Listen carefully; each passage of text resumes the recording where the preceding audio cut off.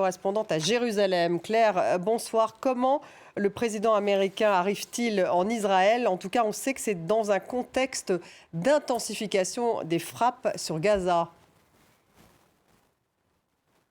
Bonsoir. Oui, le président arrivera demain et il devra aussi négocier quant à ce qui se passe à Gaza, puisque selon les dernières informations du ministère de la Santé du Hamas, 198 Palestiniens ont été tués ces 24 dernières heures, 575 blessés également, ce qui porte le bilan côté palestinien à au moins 3000 morts.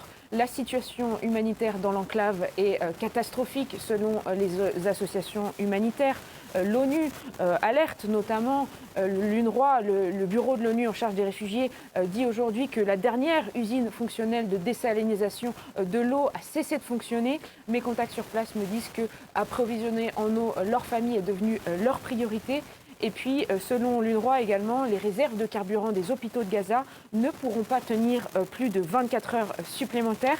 Et puis, en parallèle, l'armée israélienne poursuit ses frappes contre la bande de Gaza. Elle a annoncé aujourd'hui avoir tué l'un des hauts commandants du Hamas. Il s'agit de Ayman Nofel. Et puis, elle a aussi visé l'habitation d'Ismaël Haniyeh, le chef du bureau politique du Hamas, qui lui réside au Qatar. Dans cette frappe, 14 personnes auraient été tuées, dont au moins 3 membres de sa famille, a-t-on appris de sources israéliennes.